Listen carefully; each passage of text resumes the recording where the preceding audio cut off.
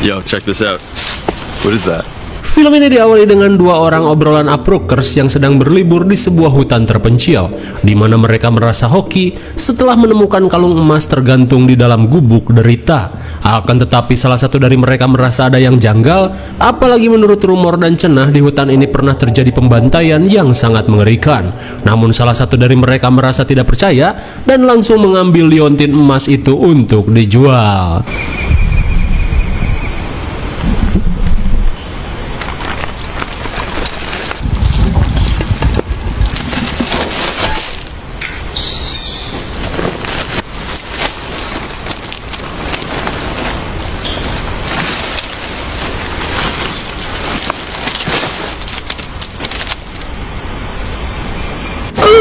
My God.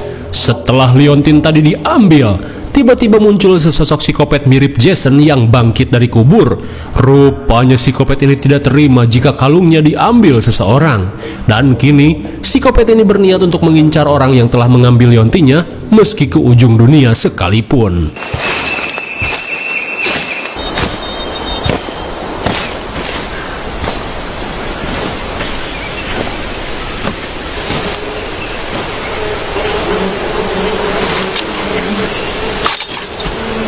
Setelah cukup jauh apruk-aprukan, psikopat yang melihat bangkai hewan terjebak perangkap langsung teralihkan oleh suara klakson dari arah lain.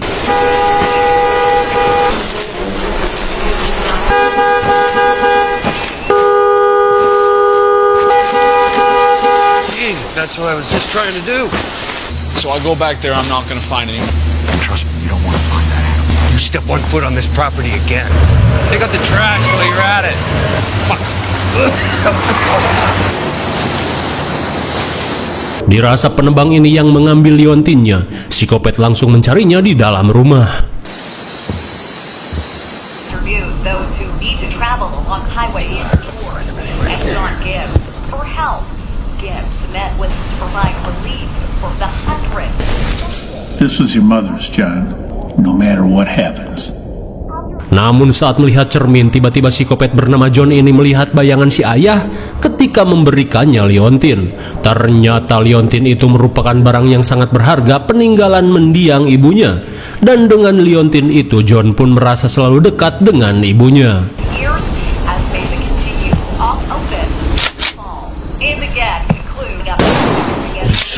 Saat akan mengecek kalung, tiba-tiba seorang pembalak hutan bernama Oman menembaknya. Tapi jelas saja tembakan itu hanya terasa seperti gigitan nyamuk kebon. What do you want? Say something!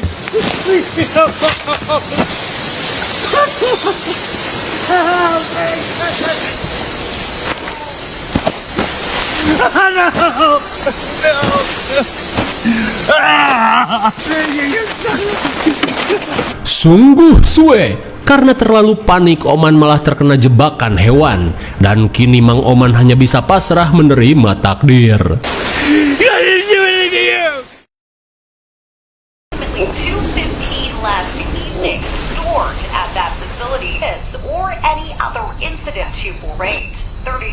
Setelah melakukan fatality, rupanya kalung ini bukan milik ibunya dan malah bertuliskan Madepake.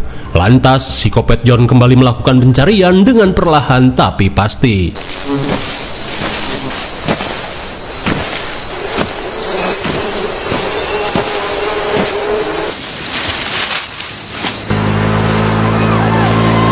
Ketika maghrib tiba, psikopat akhirnya melihat mobil sekelompok anak muda yang melintas. Dirasa perkemahannya tak jauh dari sini, ia pun kembali ngapruk melakukan pencarian.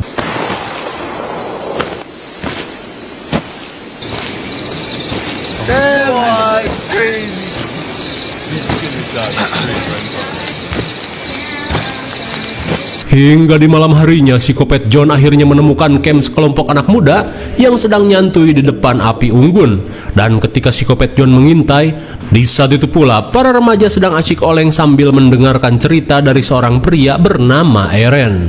Di mana Eren yang mengetahui rumor dan cenah di wilayah ini menceritakan jika beberapa tahun lalu pernah ada sesosok manusia kuat yang tak bisa modar bak memiliki ilmu rawa rontek.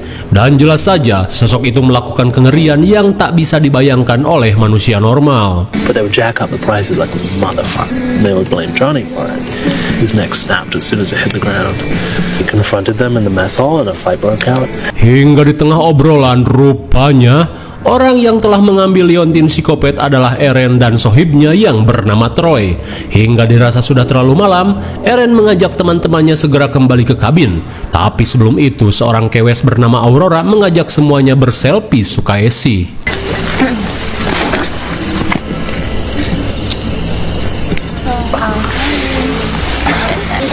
Yeah, we know you won't shut the fuck up about it. Setelah para remaja itu pergi, psikopat John yang sudah mengetahui keberadaan liontinnya langsung mengambil perkakas untuk melakukan aksi kopetnya.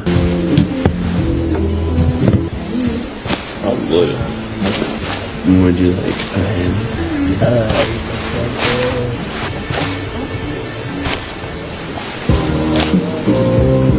Melihat seorang kewes bernama Rose sedang udud, psikopat terlihat bersabar menunggu waktu yang tepat.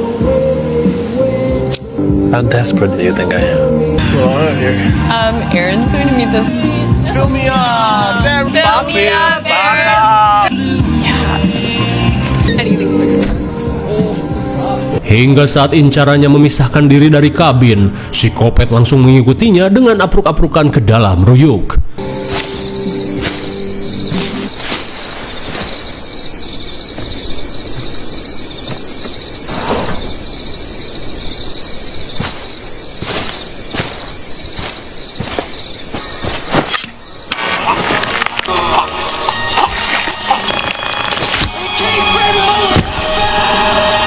Mengerikan sekali, Eren pun harus merasakan sariawan ekstrim setelah mendapat fatality. Namun saat dicek, psikopat ini tidak menemukan liontin yang ia cari. Kemudian ia langsung membawa jasad Eren menuju suatu tempat.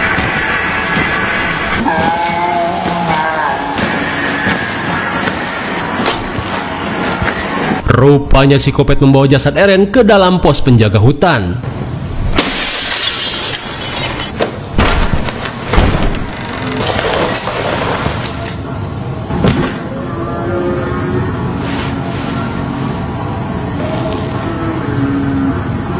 Saat memasuki pos jaga, psikopat yang melihat peralatan menebang jadul berniat untuk menggunakannya.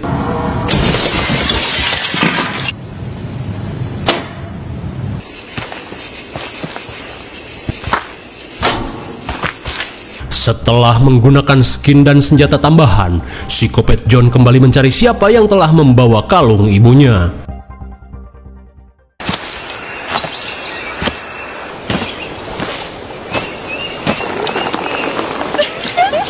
Hingga di keesokan harinya, pencarian John membuahkan hasil saat melihat dua kewes di dermaga, di mana mereka adalah Aurora dan Rose yang selesai melakukan jogging pagi.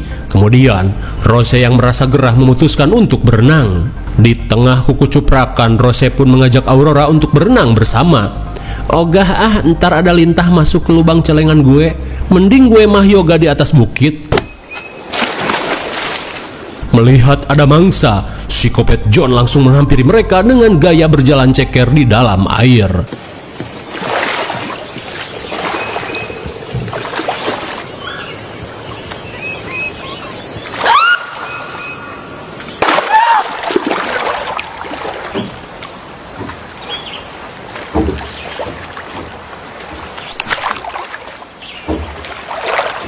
Sungguh mubazir, bagaikan Rose pun harus meninggoy diringkus di dalam air. Di saat itu pula dengan santuinya psikopat John berjalan keluar dari dalam danau. Dan kini dengan senjata hook prengko, psikopat John langsung mencari keberadaan Aurora yang sedang yoga.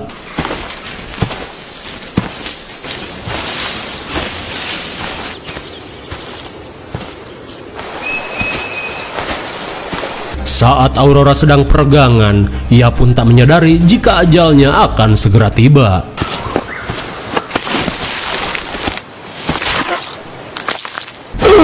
My God, Aurora hanya bisa bersuara saat psikopat ini melakukan fatality.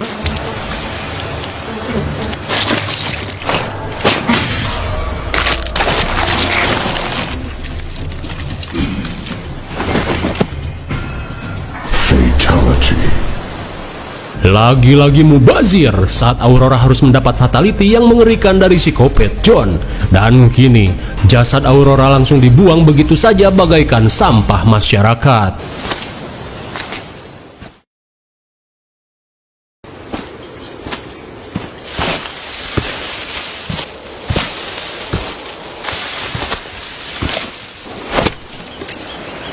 Singkat waktu setelah mengambil kembali kampak kopet yang ia simpan, psikopat John kembali mencari korban lainnya.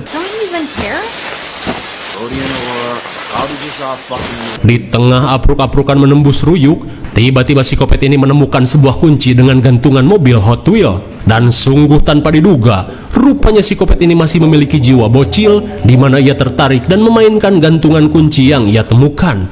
Hingga di tengah asyiknya memainkan mobil-mobilan, di saat itu pula, Colt terlihat bingung mencari kunci mobilnya yang terjatuh dan malah menemukan kapak kopet. But he doesn't get to kill my whole fucking weekend too. There's shit like that all over the fucking place here.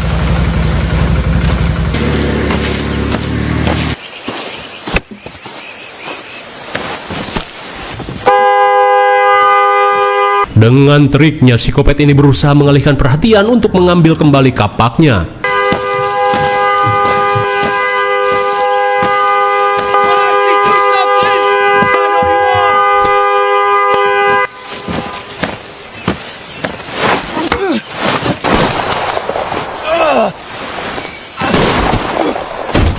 Meski Troy harus pengkor, namun untung saja ia masih sempat diselamatkan Evan yang membawa senapan pipit. Hingga di tengah kepanikan, Evan berusaha mengajak Troy yang pengkor untuk segera kabur. Namun meski sedikit berdamage, namun tembakan itu hanya terasa seperti dikecup ikan cupang.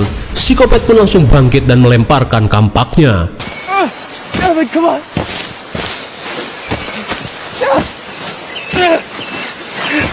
Saat Evan modar dikecup kapak, Troy yang ngesot hanya bisa pasrah dengan nasibnya.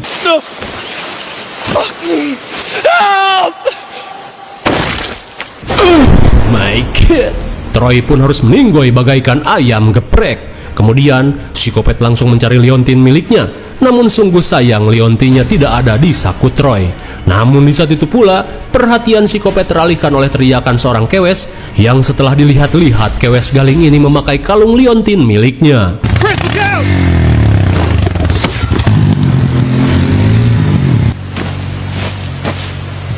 Melihat mereka yang kabur ke arah pos jaga, psikopat langsung OTW dengan perlahan tapi pasti.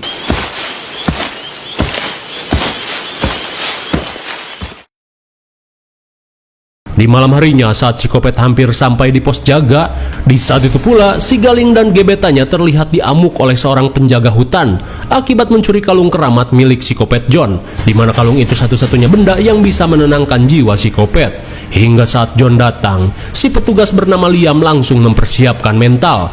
Ia pun berkata jika dirinya akan kembali menguburnya seperti yang ia lakukan 10 tahun lalu bersama sang ayah. Meskipun terkapar, Liam pun berkata jika psikopat ini tidak akan mati, ia pun meminta Colt untuk membawa rantai. Sambil berhati-hati, Liam berkata jika psikopat ini sebenarnya sudah mati 10 tahun lalu dan dikubur di sebuah gubuk bersama kalung milik ibunya. Lantas ia pun meminta Colt untuk mengikatnya, di mana ia akan menguburkannya kembali bersama kalung liontin yang mereka curi. Akan tetapi, Liam yang cupu malah ogah untuk melakukannya. Dirasa tak ada cara lain, Liam meminta Colt untuk memegang bedil, sementara Liam yang akan mengikatnya.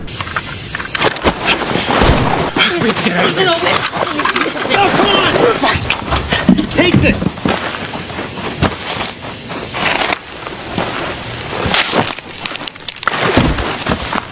Sungguh suwe, akibat Colt yang cupu, Liam pun harus terkapar setelah pinggangnya dikeretek abal-abal. Dan yang lebih tak tahu diri, Colt dan si Galing malah kabur meninggalkan Liam.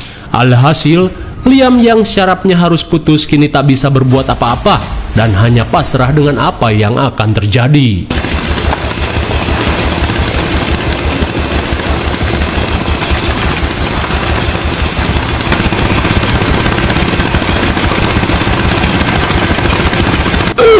My God.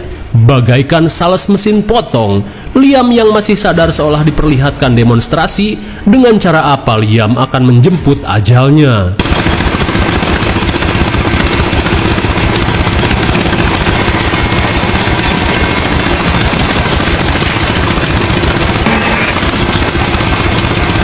Bagaikan kayu bakar, Liam pun harus meninggoy dengan cara yang tidak lazim.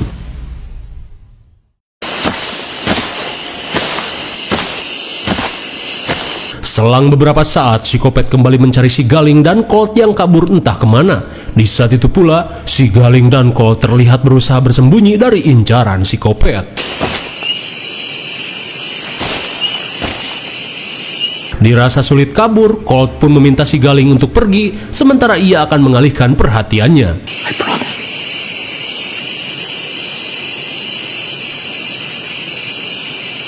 Come on, you ugly son of a bitch! We're right!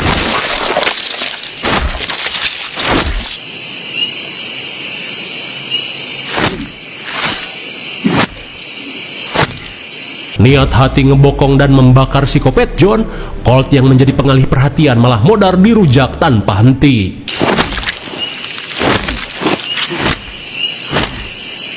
Di saat itu pula si Galing hanya bisa terdiam saat melihat gebetannya dirujak tanpa henti. Dirasa tak ada cara lain untuk kabur, ia pun langsung meninggalkan kalung kematian ini di atas jerigen pertalit dan berharap psikopat ini tidak akan mengejarnya lagi.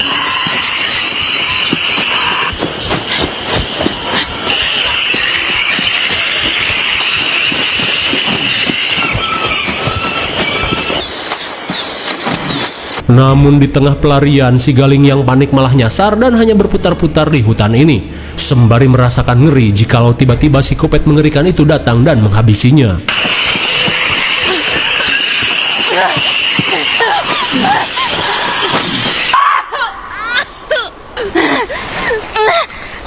Hingga di pagi buta, si Galing yang kena mental semakin merasa putus asa saat kakinya malah tercucuk dahan jengkol.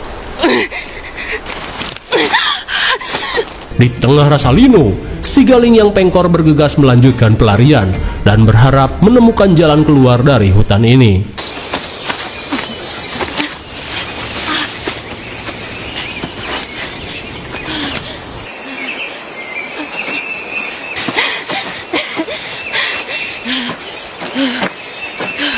Akhirnya, setelah semalaman menembus lebatnya hutan ruyuk, si Galing pun merasa lega saat ia tiba di sebuah jalan PNPM yang belum diaspal pemerintah.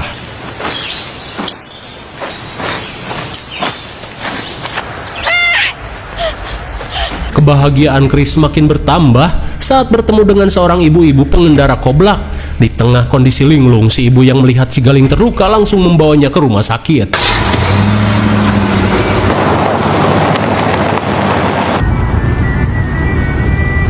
Di tengah perjalanan, si ibu bernama Yoyoh ini heran, di mana setiap orang yang keluar dari hutan itu selalu saja dalam keadaan ripuh dan terluka. Bahkan dulu ia pernah menemukan seorang pria yang ngesot keluar dari hutan dengan tanpa ceker.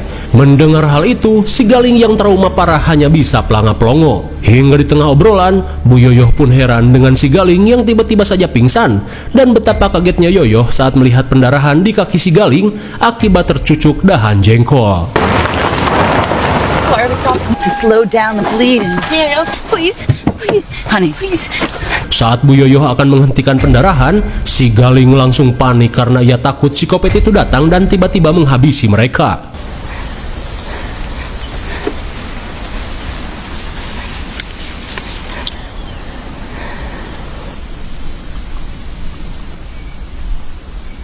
Namun untungnya, psikopat itu sudah tidak mengejarnya lagi.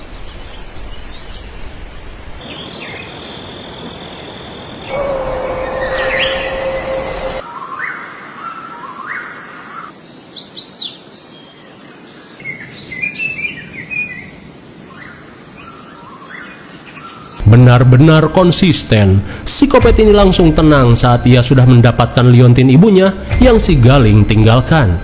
Lalu, film pun sudah berakhir. Bagaimana, film yang cukup mengerikan bukan? Teror ini tidak lebih dari sekedar psikopat yang mengejar seseorang yang telah mencuri liontin peninggalan ibunya tak lebih dan tidak kurang. Namun di film ini kita seperti dibawa untuk melihat situasi dari sudut pandang psikopat, di mana setiap langkah psikopat mencari korban, kita akan selalu mengikutinya. Juga di film ini, kita seperti merasakan sensasi klasik dengan layar monitor kotak yang tak biasa. Dan jelas saja, film ini akan membuat kita lebih berhati-hati saat berada di hutan yang tak kita kenal. IMDb untuk film ini adalah 5,7 dan menurut Sekayang cocok diberi nilai 6,0. Mungkin segini saja review dan pembahasan film Psikopat ini. Jangan lupa like, share, dan subscribe supaya kalian tidak ketinggalan jika ada video menarik lainnya dari Sekayang. Thanks for watching and see you on next video. Bye bye.